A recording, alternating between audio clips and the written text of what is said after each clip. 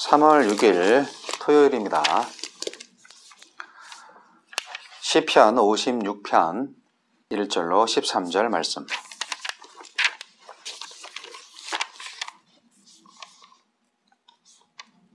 하나님이여 내게 은혜를 베푸소서. 사람이 나를 삼키려고 종일 치며 압제하나이다. 내 원수가 종일 나를 삼키려 하며 나를 교만하게 치는 자들이 많사오니 내가 두려워하는 날에는 내가 주를 의지하리이다. 내가 하나님을 의지하고 그 말씀을 찬송하올지라. 내가 하나님을 의지하였은즉 두려워하지 아니하리니 혈육을 가진 사람이 내게 어찌하리이까. 그들이 종일 내 말을 곡해하며 나를 치는 그들의 모든 생각은 사악이라. 그들이 내 생명을 엿보았던 것과 같이 또 모여 숨어 내 발자취를 지켜보나이다. 그들이 악을 행하고야 안전하오리이까. 하나님이여 분노하사 뭇 백성을 낮추소서. 나의 유리함을 주께서 계수하셨사오니 나의 눈물을 주의 병에 담으소서. 이것이 주의 책에 기록되지 아니하였나이까. 내가 아뢰는 날에 내 원수들이 물러가리니 이것으로 하나님이 내 편이심을 내가 아나이다. 내가 하나님을 의지하여 그의 말씀을 찬송하며 여호와를 의지하여 그의 말씀을 찬송하리이다. 내가 하나님을 의지하였은즉 두려워하지 아니하리니 사람이 내게 어찌하리이까. 하나님이여 내가 주께 서원함이 있사온즉 내가 감사제를 주께 드리리니 주께서 내 생명을 사망에서 건지셨음이라. 주께서 나로 하나님 앞 생명의 빛에 다니게 하시려고 실족하지 아니하게 하지 아니하셨나이까. 내 눈물 주의 병에 담으소서. 다윗이 사울을 피해 가드왕 아기스에게로 도망했지만 아기스의 신하들이 다윗을 의심하자 다윗이 미친 채 했던 사건이 이 시의 배경입니다. 하나님은 어떤 분입니까? 자기 백성의 눈물을 세심하게 헤아려 주시는 분입니다. 태어나기 전부터 우리의 모든 날을 주의 책에 기록해 두시는 주께서 우리가 원수들의 억압 때문에 집을 떠나 뜨내기처럼 유리방황하며 흘리는 모든 눈물을 기억하십니다. 성도의 억울함은 단 하나도 방치되지 않을 것입니다. 시장에서 팔려가는 참새 한 마리도 아시고 우리의 머리털까지 세시는 주께서 우리의 어떤 아픔과 슬픔이라도 하찮게 여기지 않으시고 주의를 기울이십니다. 하나님은 내 편이 되어주십니다. 하나님은 하나님을 신뢰하는 자들의 편에서 일하십니다. 하나님이 내 편이시니 사람이 나에게 무슨 일을 할까 두려워하지 않아도 됩니다. 오히려 두려움 속에서 더 하나님을 신뢰하며 이 일에 대하여 우리가 무슨 말 하리요? 만일 하나님이 우리를 위하시면 누가 우리를 대적하리요? 하고 선언할 수 있습니다. 내가 두려워해야 할 대상은 사람이 아니라 하나님 한 분밖에 없음을 고백합니다.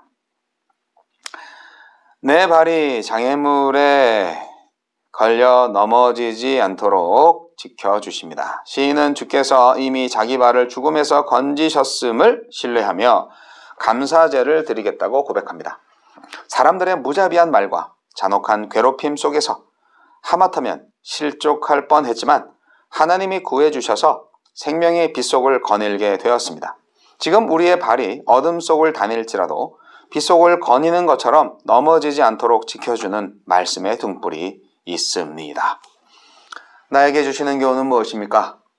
한두 사람도 아닌 수많은 사람이 온종일 쉬지 않고 시인을 괴롭히고 시인의 말에 트집을 잡으며 해칠 생각만 하고 있습니다.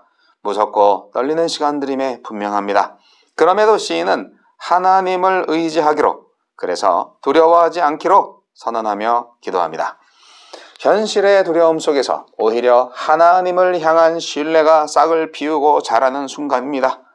우리 역시 두려워 떠는 상황에 처할 수 있지만 그 순간이야말로 하나님을 더 신뢰할 수 있는 믿음의 시간임을 배웁니다. 주여 무서워 떠는 날이 있지만 오히려 하느님을 더 의지하며 하느님의 이름을 부릅니다. 응답하소서. 오늘 시편 56편은 계속되는 다윗의 탄원시입니다. 거의 눈물의 시네요. 이 시편을 통해서 다윗은 어둠 속에서도 비추는 주의 빛을 바라보고 있습니다. 연예인들의 일거수일투족을 쫓는 파파라치처럼 옛날에 그 다이아나 왕비가 파파라치 따돌리려다가 교통사고 나서 죽었잖아요. 정말 그 남의 사생활을 참 이용해서 침범해서 그렇게 돈을 벌어야 하는 직업, 참 좋은 직업인지 모르겠어요. 그거하고는 좀 다르지만 여하튼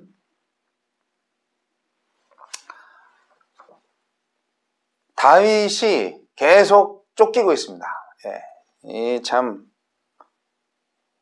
오죽하면 그 블레셋 군대한테 숨어 들어갔겠어요. 거짓말로 항복한 거죠. 그래서 미친 채 하고 막 그랬잖아요. 하여간 다윗도 참 목숨을 건지기 위해서 할 짓 못할 짓 많이 하신 것 같아요.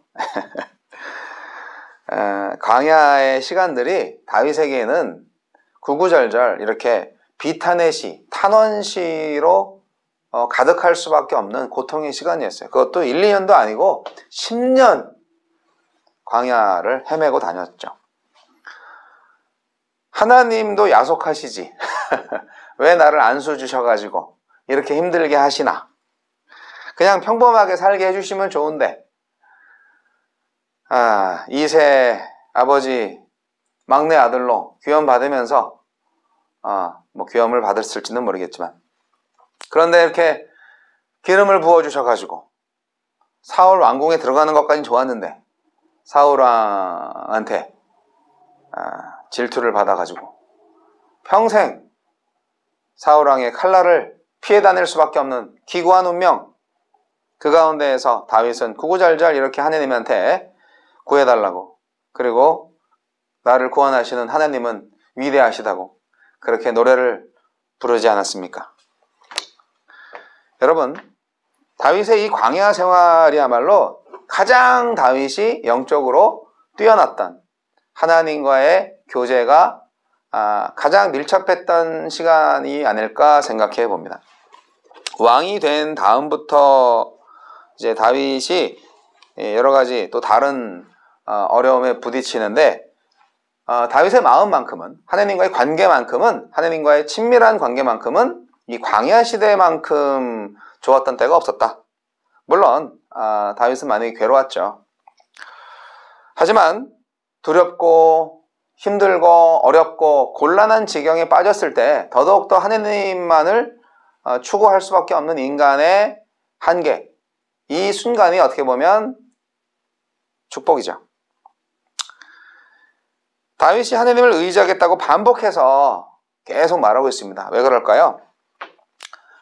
당연히 하나님만이 그를 구해줄 수 있는 사람이니까요. 두려움에 대한 생각을 해보는 거죠. 사실 가장 어려운 것은요, 내가 물리적인 힘을 통하여서 망가지는 것이 두려운 게 아니고요, 얼마나 아플까. 죽는 것이 두려운 게 아니라 죽을 때 고통이 두렵다는 말씀 많이 하시잖아요. 그러니까 두려움이라는 마음이 나의 가장 큰 적이에요. 그래서 이 두려움은요, 나의 어떤 그 마음속 깊은 곳에 있는 뭔가 이렇게 안정되지 못한, 결국 불신앙에 대한 증거인데요.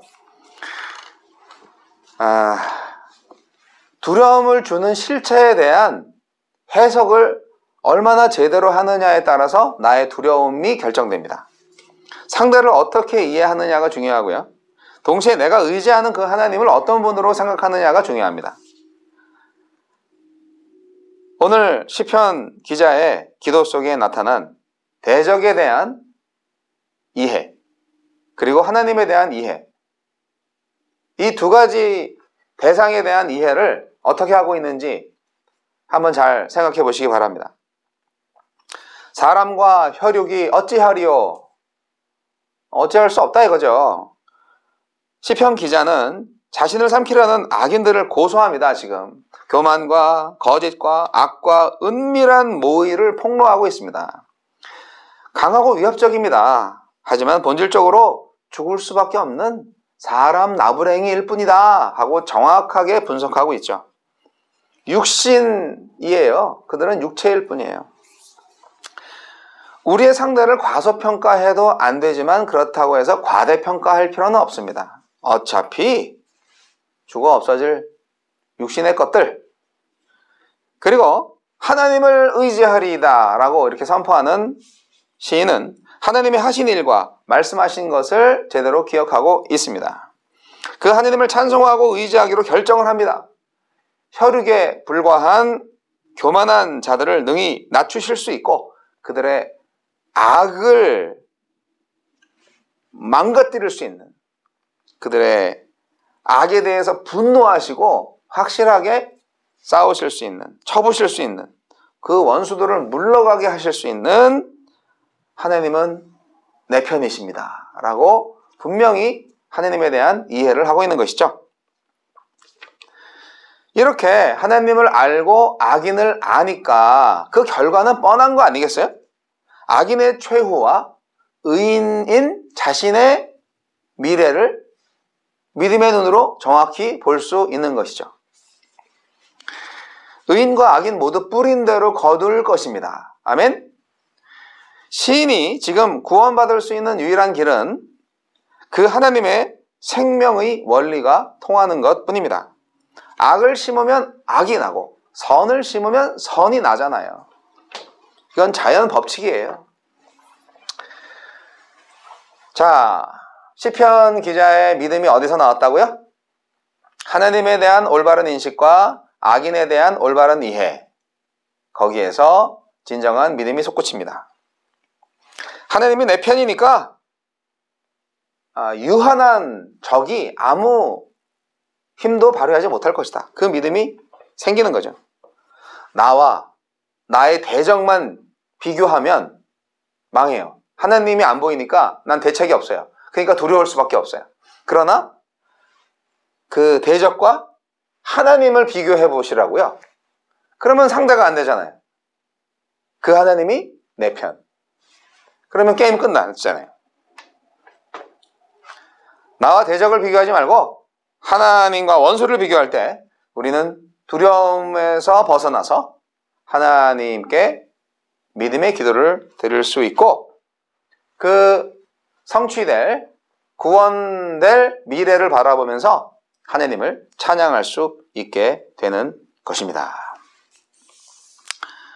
사실 하루 종일 비방받고 막 쫓김을 당하고 당해본 사람만이 알겠죠. 제가 다윗의 마음을 어찌 알겠어요. 저도 다윗만큼은 고난을 받지는 못한 것 같아요. 하지만 저와 여러분이 어떠한 인생의 접경지대에서 어떤 인생의 정말 그 사망의 음침한 골짜기와 같은 그런 시대를 맛볼지라도